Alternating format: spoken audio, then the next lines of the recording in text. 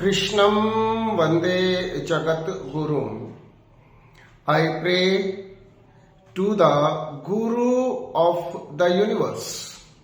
कृष्णम academy की ओर से Gita study की सीरीज में आज 8वें अध्याय से 7वां श्लोक है। श्लोक है तस्मात् सर्वेषु कालेषु माम अनुस्मरः युध्य च मय्य अर्पित मनोबुद्धि मामेव यशस्य असंशयम्।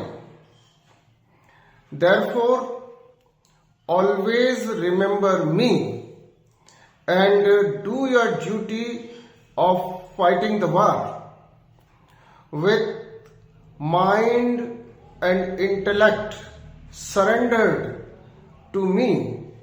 You will definitely attain me. Of this there is no doubt. मेरा स्मरण करते हुए युद्ध करो, अपने कर्तव्य का पालन करो, मन और बुद्धि को मुझे समर्पित कर दो। तुम मुझे प्राप्त कर लोगे, इसमें कोई भी संशय नहीं है। इस श्लोक में अर्जुन को और अर्जुन के माध्यम से हम सबको भगवान जीवन कैसे जीना है स्पष्ट रूप से समझा रहे हैं और बता रहे हैं कि तस्मात् सर्वेषु कालेषु माम अनुस्मरः युध्य च, निरंतर मेरा स्मरण करो और अपने सांसारिक कर्तव्य का, अपने नियत कर्तव्य का पालन करो। मन और बुद्धि को मुझे अर्पित कर दो।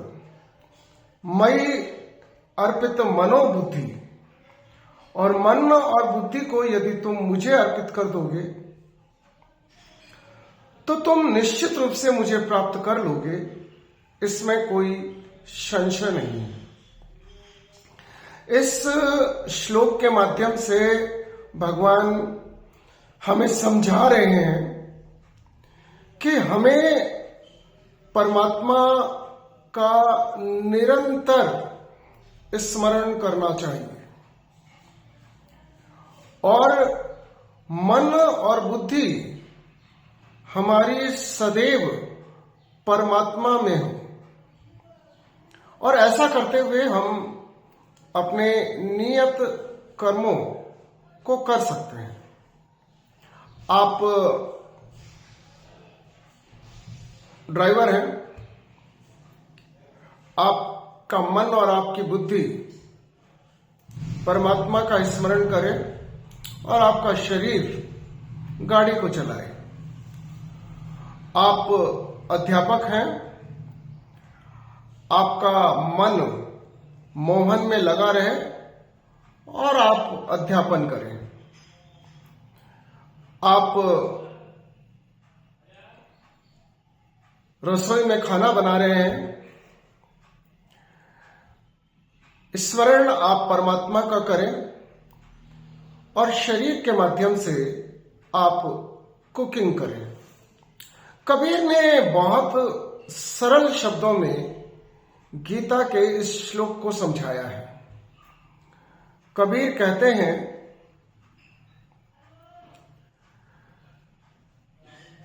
सुमिरन की यो सुध लीजिए जो गागर पनिहार, बोलत डोलत सुरति में कहे कबीर विचार। कबीर समझा रहे हैं कि सुमिरन यानी कि अनुस्मरण यानी कि स्मरण यानी प्रभु का चिंतन यानी कि प्रभु का ध्यान यानी मन और बुद्धि परमात्मा में इस तरह से लगी रहनी चाहिए जिस तरह से अपने सिर पर रखे हुए घड़े पर पनिहारन का ध्यान रहता है। जो पनिहारन होती है उसके सिर पर गागर रखा होता है। वह पनिहारने आपस में बातें करती है, बोलत डोलत सुरती में वे बातें करती है, चलती है, डोलती है, लेकिन उनका मन सिर पर रखे हुए गागर में ही रहता है। ये बहुत सरल सूत्र है कि हमारा माइंड और हमारी intellect always surrendered to the supreme. हमारा मन और हमारी बुद्धि सदैव परमात्मा में लगी रहे, हमारा मन सदैव मोहन में लगा रहे और हम अपने नियत सांसारिक कर्तव्यों का पालन करें। यदि हम निष्काम भाव से, अनासक्त भाव से अपने सांसारिक कर्मों का निर्वहन करेंगे तो हम कर्म फल से बच जाएंगे। इसको एक उदाहरण द्वारा समझिए। यदि सड़क पर चलते हुए एक ड्राइवर से किसी का एक्सीडेंट हो जाता है और उस व्यक्ति की मृत्यु हो जाती है, उस व्यक्ति को मारने का उस ड्राइवर का कोई मन नहीं था। वह व्यक्ति स्वयं आया, उसकी कार से टकरा गया और मर गया। यदि यह सिद्ध हो जाता है कि कार ड्राइवर का हत्या का इरादा नहीं था, तो अदालत उस कार ड्राइवर को उस हत्या के आरोप से मुक्त कर देती है।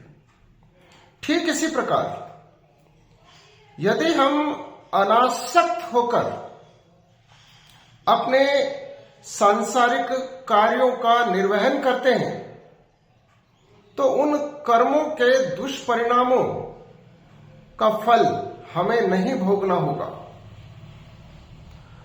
प्रश्न केवल आसक्ति का है कि हमारी आसक्ति कहां है, हमारा मन और हमारी बुद्धि कहां पर है। और इस श्लोक के माध्यम से परमात्मा समझा रहे हैं कि हमारा मन और हमारी बुद्धि सदैव मोहन पर होनी चाहिए। हमारा मोह केवल मोहन से हो और संसार से हमारा मोह ना हो। भले ही हम संसार में हो, हम साक्षी भाव से कमलवत होकर के ये जीवन जी सकते हैं। अनासक्त भाव से हमें जीवन जीना है। अनासक्त भाव से हमें अपने भौतिक कार्यों और सांसारिक कार्यों का निर्वहन करना है। हमारी आसक्ति केवल और केवल परमात्मा पर हो। इस श्लोक में भगवान स्पष्ट रूप से हमें यही समझा रहे हैं और समझा रहे हैं। तस्मात् सर्वेषु कालेषु माम अनुस्मर युध्य च। बहुत सरल सूत्र भगवान हमें जीने का दे रहे हैं कि सभी कालों में, यानी निरंतर, ये ऐसा नहीं होना चाहिए कि इस समय बैठ करके मैं भगवान का स्मरण करूंगा और इस समय मैं अपना काम कर रहा हूं। नहीं, ऐसा नहीं। आप काम करते हुए भी निरंतर परमात्मा का स्मरण करें, परमात्मा पर ही अपना मन और बुद्धि रखें और अपने सांसारिक कर्तव्यों का भली भांति से निर्वहन करें। ऐसा हो सकता है, ऐसा होना चाहिए और संत महात्मा ऐसा ही करते आए हैं। रैदास अपने कार्य को करते थे, लेकिन कभी भी प्रभु का स्मरण करना नहीं भूलते थे। जितने भी महात्मा हुए हैं, उनकी मन और बुद्धि सदैव परमात्मा में ही लीन रहती है और वे अपने सांसारिक कार्यों को करते हैं। हमें इस श्लोक के माध्यम से समझना यह है कि हम निरंतर तस्मात् सर्वेषु कालेषु माम अनुस्मर युध्यच, यानी कि हम निरंतर, जैसे निरंतर हम सांस लेते हैं, हमें निरंतर परमात्मा का स्मरण करना है और हम अपने कर्तव्यों का पालन करें। यह संभव है और हमें ऐसा ही करना चाहिए। लेकिन हमारे साथ होता यह है कि हम परमात्मा का स्मरण करना भूल जाते हैं और अपने सांसारिक कार्यों के प्रति, सांसारिक व्यक्तियों के प्रति, सांसारिक वस्तुओं के प्रति आसक्त हो जाते हैं और यही आसक्ति और यही मोह हमें ले डूबता है और हमारे जीवन को असफल कर देता है। हमें मोह से मुक्त होना है, हमें आसक्ति से मुक्त होना है, हमें मोह से मुक्त होकर अपने सांसारिक कर्तव्यों का पालन करना है। हमें अनासक्त भाव से अपने सांसारिक कर्तव्यों का पालन करना है। हमारा मोह केवल मोहन से हो, हमारी आसक्ति केवल और केवल परमात्मा में हो। यदि हम ये अभ्यास कर पाते हैं कि हम निरंतर नाम स्मरण करते हुए निरंतर अपने मन और बुद्धि को परमात्मा पर टिकाए हुए अपने सांसारिक कर्तव्यों का पालन करेंगे, तो हमारा ये जीवन सफल होगा। और यदि हम ऐसा नहीं कर सकते हैं कि हम सांसारिक वस्तुओं और सांसारिक व्यक्तियों के प्रति आसक्त हो जाएंगे, तो हम भटक जाएंगे और हमारा ये जीवन असफल हो जाएगा। गीता का ये श्लोक एक तरह से कह लीजिए कि गीता का सार है। और सार ये है कि हम सदैव परमात्मा का स्मरण करते हुए हमारा ध्यान परमात्मा में रहे, हमारा मन, हमारा माइंड परमात्मा में रहे, हमारी बॉडी अपने सांसारिक कर्तव्यों का पालन कर सकती है। यह संभव है, ऐसा ही होना चाहिए।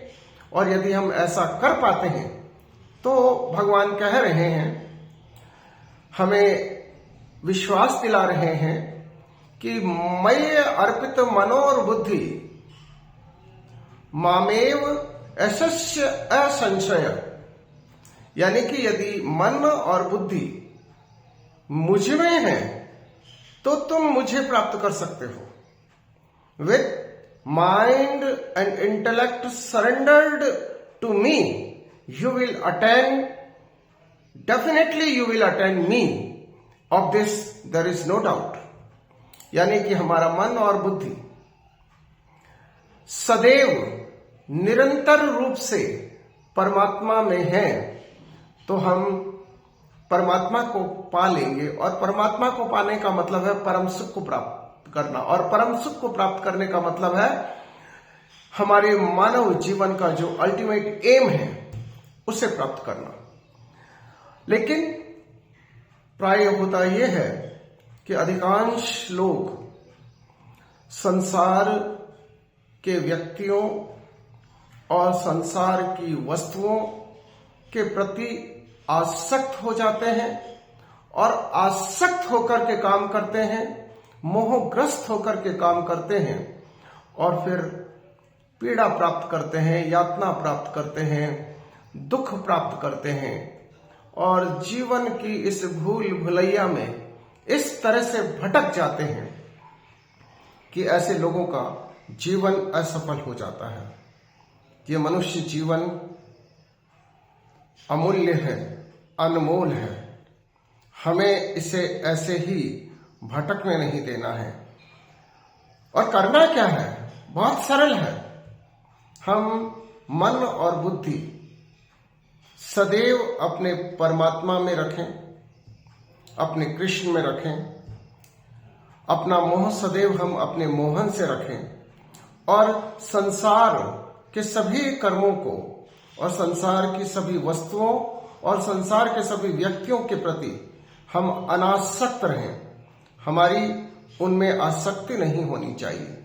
हम सबके कल्याण की बात कर सकते हैं, हम सबसे प्रेम कर सकते हैं, परंतु हमारा किसी के प्रति भी मोह नहीं रहना चाहिए, हमारी किसी के प्रति भी आसक्ति नहीं रहनी चाहिए।